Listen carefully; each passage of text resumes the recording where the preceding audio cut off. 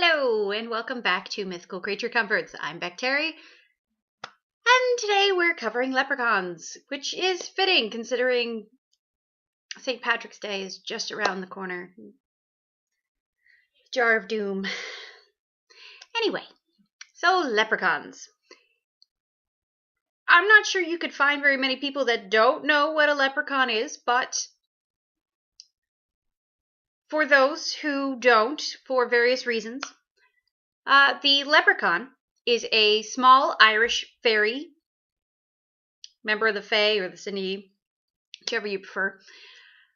I know I pronounced the last one wrong. I don't. We know I can't pronounce words.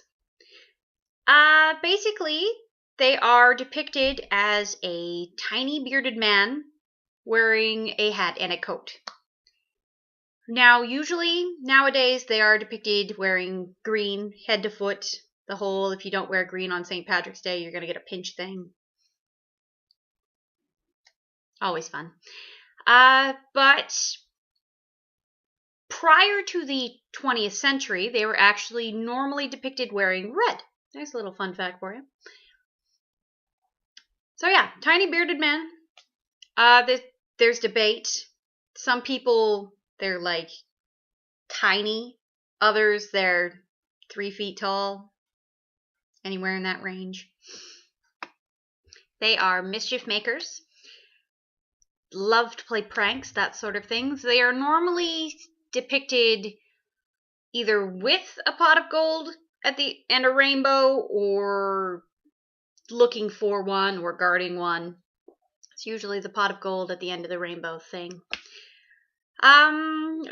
They trade, apparently, upon their capture, they will trade 3 wishes for their freedom. However, you do need to be incredibly careful how you word those wishes, because they like to corrupt those wishes. If you're not careful, they'll give you what you ask for, but it may not be exactly what you wanted or had in mind.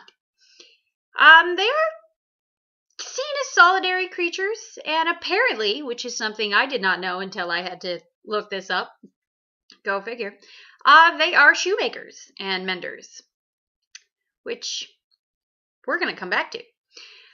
They're not seen generally as either good or evil. They're just kind of mischief makers. That's what they do. They just cause mischief. Let's see. Now, the exact clothing that the leprechauns are depicted wearing will vary from different regions of Ireland, or so I'm told. So the general consensus is what most people depict as a leprechaun is mostly all the Irish stereotypes people can shove into one teeny tiny little creature.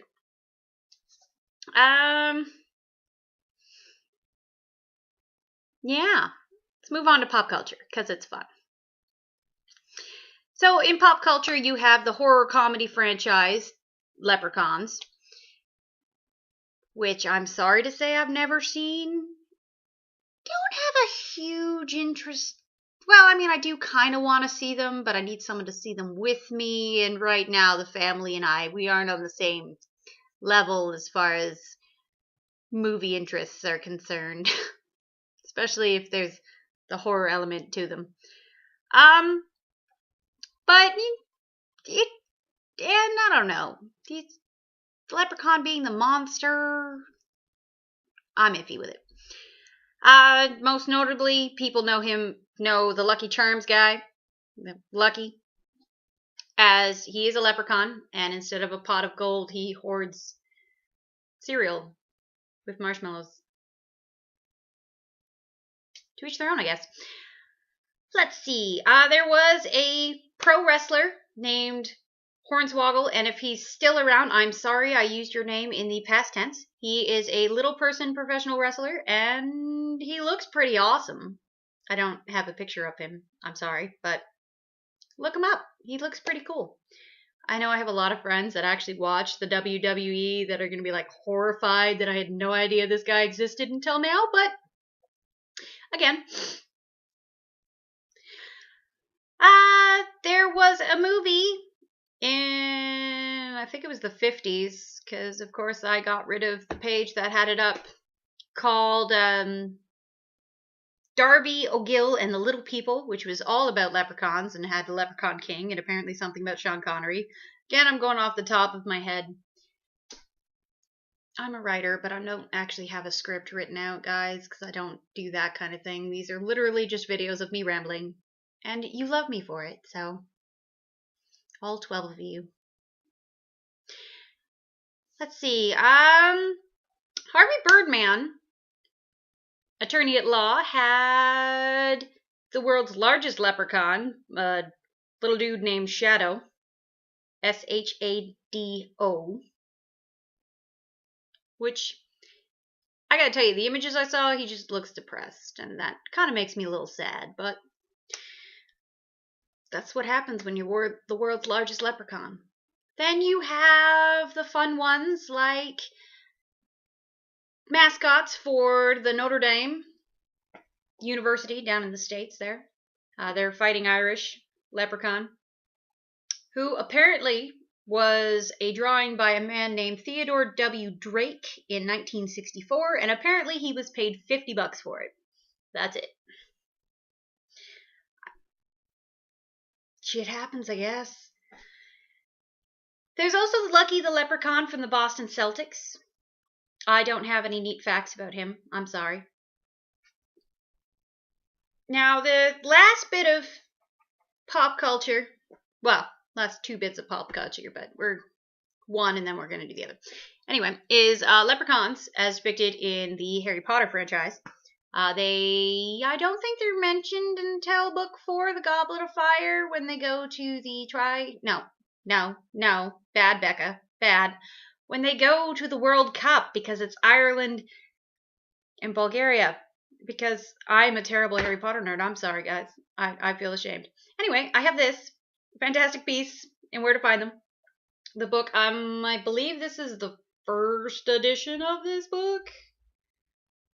I don't know. I bought it forever and a year ago because Harry Potter nerd. And J.K. Rowling does have a itty bitty little section here on the leprechauns, who she claims are sometimes also known as clericorns. The Ministry of Magic gives them a XXX classification. And I'm not sure if I'm actually allowed to read what this actually says. But I don't know.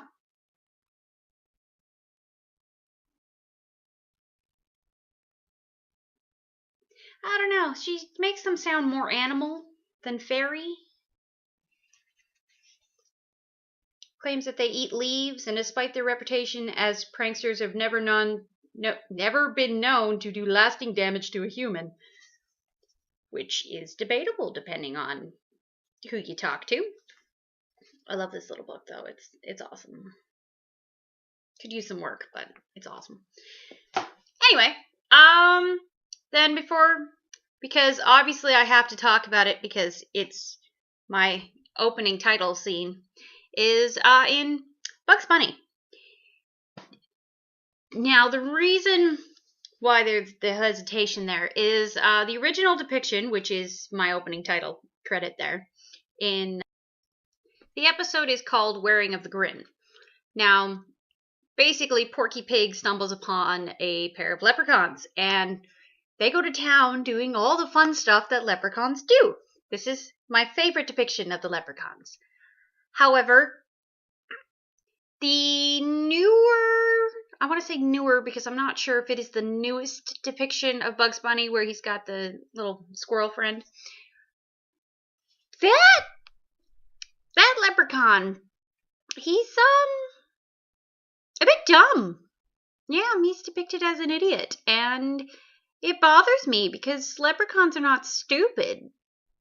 And I get it that they're trying to make jokes with it, but it really does. It bothers me, and it shouldn't because they're fictional characters. But at the same time, technically it's a cultural icon because the leprechaun is from the Irish folklore. So it's one of those things where I love you, Bugs, but yeah.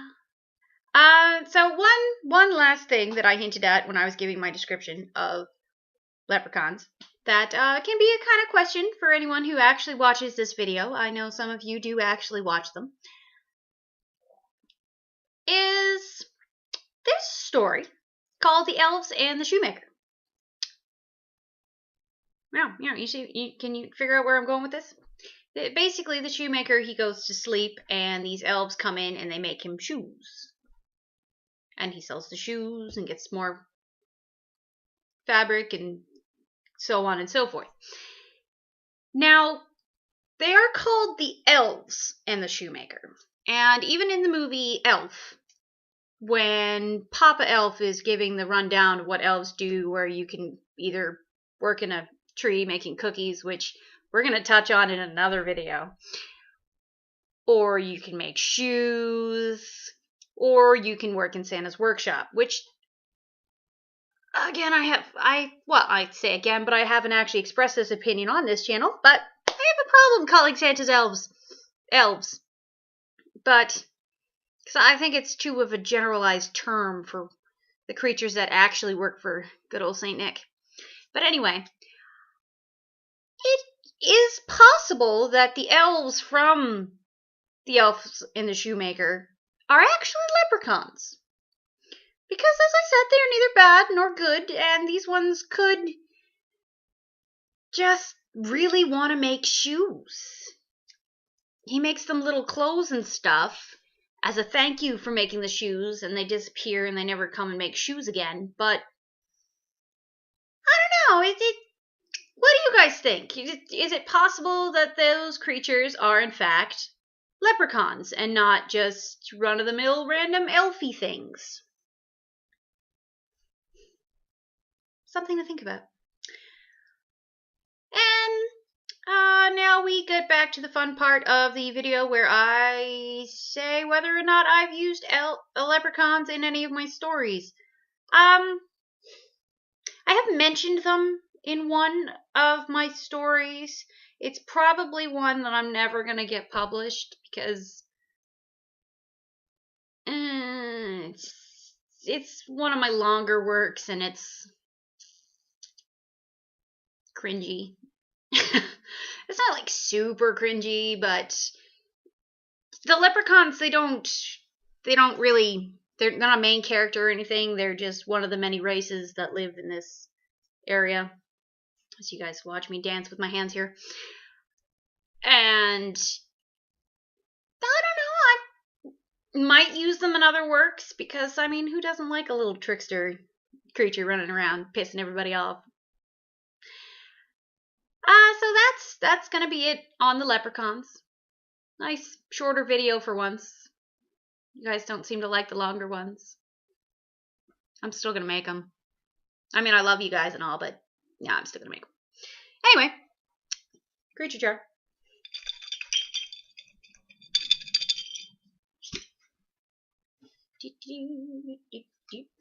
As I rub the M off the jar. Make sure you guys can understand.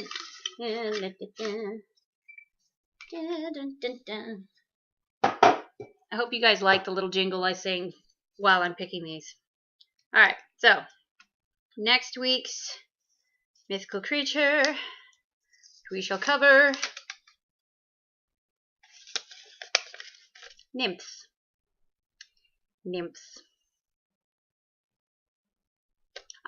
Also, since my birthday is coming up, you're probably gonna actually get one of those 2-week gaps in there.